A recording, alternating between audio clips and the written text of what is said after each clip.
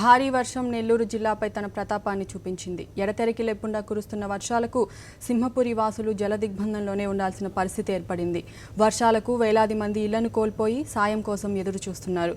ఇప్పటికే జిల్లా వ్యాప్తంగా 81 మంది మృత్యువాత పడ్డారు. సహాయ చర్యల్లో అధికార యంత్రాంగం విఫలమైందని విమర్శలు వెల్లువెత్తుతున్నాయి.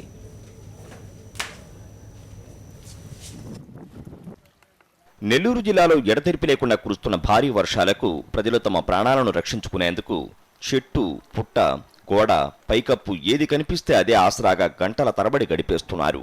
ఎవరైనా వస్తారని, ఆదుకుంటారనే ఆశతో చూసి నిలుచున్న చోటే కొయ్యబారిపోతున్నారు. ఆదుకోనంటూ ఆర్తనాదాలు చేస్తున్నారు. గత 4 రోజులుగా కురుస్తున్న వర్షాలకు నెల్లూరు జిల్లాలో నెలకొన్న అత్యంత దయనీయ పరిస్థితి ఇది. మిగతా జిల్లాల్లో పరిస్థితి కాస్త మెరుగుపడ్డా నెల్లూరు జిల్లా మాత్రం ఇంకా వరద బీభత్సాన్ని ఎదుర్కొంటూనే ఉంది. ఇప్పటి వరకు జిల్లా వ్యాప్తంగా 81 మంది మరణించారు. ఇళ్లలోకి వరద నీరు రావడంతో ప్రాణాలు కాపాడుకునేందుకు వేలాది మంది కుటుంబాలు నివాసాలపైకి ఎక్కి సాయం కోసం ఎదురు చూశారు. వారికి ఆహార ప్యాకెట్లు అందించే విషయంలోనూ అధికార యంత్రాంగం విఫలమైంది. మంత్రులు జిల్లాలోనే ఉన్నా వారు అధికారులతో సమీక్షలు, సమావేశాలకే పరిమితమయ్యారు. అక్కడక్కడ వరద ప్రాంతాల్లో పర్యటిస్తూ ఉండిపోయారే తప్ప వరద ముప్పును అంచనా వేయటం, వేగంగా సహాయక చర్యలు చేపట్టడంలో పూర్తిగా విఫలమయ్యారనే ఆరోపణలు వినిపిస్తున్నాయి. అందుకు నిదర్శనం సీఎం చంద్రబాబు 3 మంత్రులపై ఆగ్రహం వ్యక్తం చేయటమే. ప్రభుత్వం ప్రకటించిన వరద బియ్యం, ఇతర నిత్యావసర వస్తువుల పంపిణీలో అధికారులు అడ్డమైన నిబంధనలు పెట్టి ప్రజలను ఇబ్బందులు గురిచేస్తున్నారని వారు ఆవేదన వ్యక్తం చేస్తున్నారు. బియ్యము, ఉప్పు ఏది కూడా మాకు అన్ని ఏమి ఇస్తానని చెప్పినారే కానీ ఏమి ఇవ్వలేదు.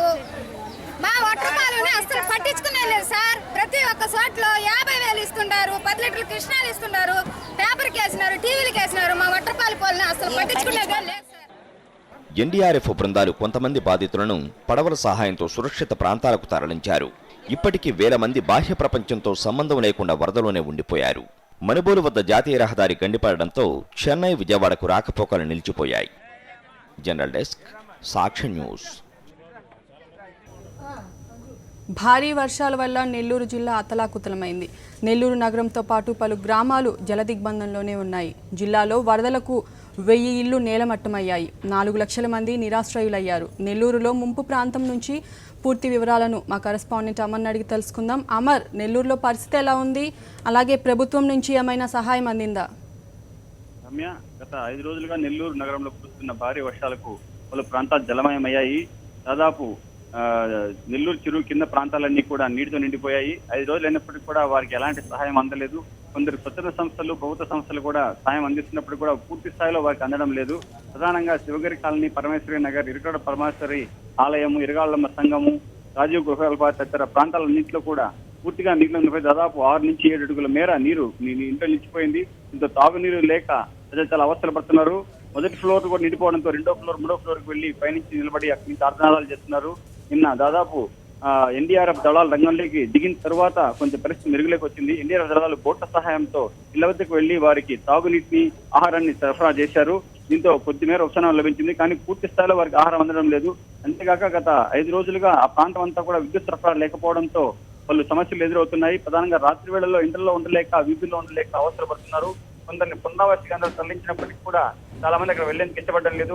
ఆ పునరావాస కేంద్రాల్లో కూడా చలికి చాలా మంది అవసర పడుతున్నారు. అక్కడ కూడా ఆ పునరావాస కేంద్రాలు కూడా సమీపంలో స్కూళ్ళలో ఏర్పాటు చేశారు, మున్సిపల్ స్కూళ్ళలో. ఆ స్కూల్లో కూడా కనీస సౌకర్యాలు లేకపోవడంతో కూడా ప్రజలు మరి తమ కాలకృతం తీసుకోవడంతో పాటు ఇతర సదుపాయాల కోసం ఇంటి వద్దకే రావాల్సి వస్తుంది. ఇంట్లోకి పోలేక ఇక్కడ ఉండలేక వీధుల్లోనే పడిగాపులు పడుతున్నారు. చాలా మంది వీధుల్లోనే ఉంటూ కాలక్షేపం చేస్తున్నామని వాళ్ళు చెబుతున్నారు. కొన్ని చోట్ల ప్రభుత్వం బియ్యంతో పాటు కిరసనాలు ఇస్తామని చెప్పారు, కానీ ఇంతవరకు సరఫరా చేయలేదు. ఈ రోజు జిల్లాలో ముఖ్యమంత్రి పర్యటన ఖరారు కావడంతో ఈ రోజు సాయంత్రం వరద ప్రాంతాల్లో పర్యటించే అవకాశం ఉందని చెప్పడంతో ఇప్పుడు హడావుడిగా అధికారులు ఉదయం వచ్చి కొందరికి బియ్యమును సరఫరా చేశారు.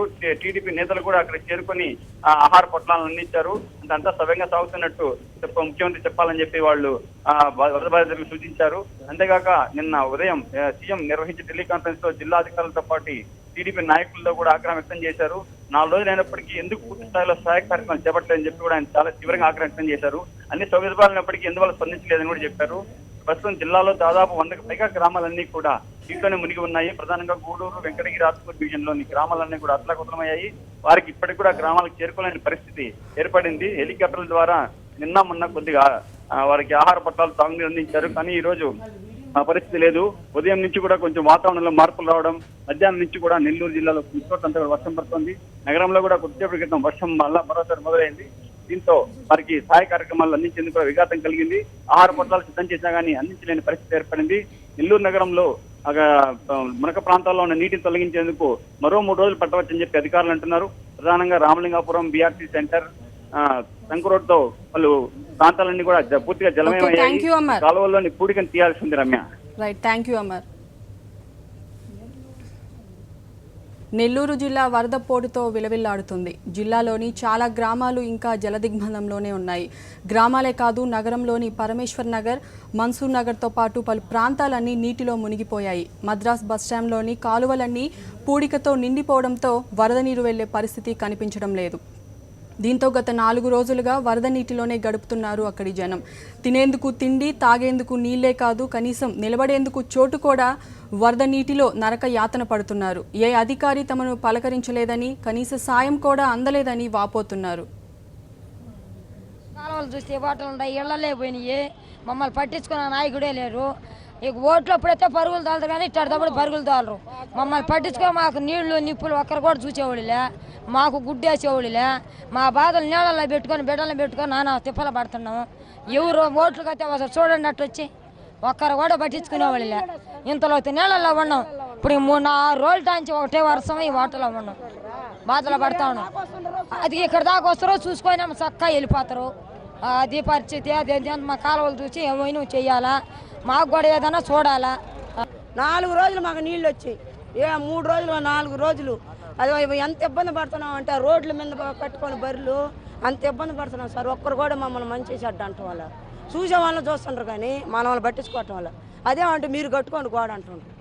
ఇంకా మేమేం మాట్లాడాము.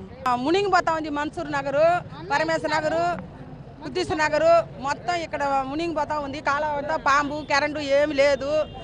నాங்கள் అల్లాడతాం, గుడ్డలు కూడా లేదు తీసుకునేదానికి. వానల్లే నాங்கள் అందరూ జనాలు అందరూ బడిగడ పోయి ఉన్నారు. ఇక్కడ ఎవరు లేదు. అన్నం వెరిగిస్తారు, వేరే ఏం మాకు లేదు. మాకు నీళ్ళు లోపలికి వస్తుంది, ఏం వచ్చి ఎవరు చూడలే. అన్నం మాత్రం ఇస్తుందా ఏమన్నా, ఒక టుబిట్లో ఏం వస్తా మాకు ఈయట్లేదు. అందరూ బడిలు ఉండే వాళ్ళకి ఇస్తున్నారు, మాకు ఏమి ఇయలేదన్నా. మాకు నీళ్ళు ఎంత ఉంది చూడండి, వచ్చి ఎవరు చూసేవాళ్ళు లేదు. అన్నీ చాలా ఇబ్బంది పడుతున్నాం. చిన్న పిల్లకాయలు సహా పెద్దవాళ్ళతో సహా చాలా ఇబ్బంది పడతాం. అన్నమే సహకారం చేస్తున్నారు కానీ ఇంకా వేరేది మాత్రం చేయటం లేదు. ఒకవేళ రోడ్ మీద వచ్చినా కూడా రోడ్ మీదే తినేస్తా ఉన్నారు, తీసుకొని ఇది చేస్తున్నారు. మా ఇళ్ళ దాకా రావటం లేదు. ఎవరో పుణ్యమైనా ఇంటికాడ వచ్చి తీసుకుంటాం. నీళ్ళల్లో అస్సలు రాకుండానే పోతున్నాం మేము. అసలు కరెంటే లేదు. పాములతో సహా ఇంట్లో కూడా వచ్చేస్తున్నాయి, లోపలే వచ్చేస్తున్నాయి. చిన్న చిన్న బిడ్డలకి తీసుకొని చాలా ఇబ్బంది పడుతున్నాం. ఇంతకుముందు కాలువల మీద ఆక్యుపేట్ చేశారు కొంతమంది. దాన్ని కానీ అడ్డం తొలగించుకొని ఉంటే ఈరోజు మాకు ఇంత ఇబ్బందిగా ఉండేది కాదు. ఆ విధంగా వాళ్ళు లంచాలు చూసుకుని ఈ విధంగా కొంతమందికి పట్టాలు ఇప్పించి ఈరోజు కాలువల మీద కూడా ఇల్లులు కట్టుకున్న ఉన్నాయి. అవి చూస్తే మాత్రం క్లియర్గా కనిపిస్తుంది. తెలుసు వాళ్ళకి, అయినా కూడా వాళ్ళు గమ్ముగైపోయినారు. అందువల్ల కాబట్టి ఈరోజు మనం మా ఇళ్లలో దాదాపు 4 రోజుల నుంచి నీళ్లు వచ్చి మాకు ఆహారం లేకుండా, మేము పనులు బాటలు లేకుండా ఇళ్లల్లో నీళ్లు దూరిపోయి ఈ విధంగా చాలా ఇబ్బంది పడుతున్నాం.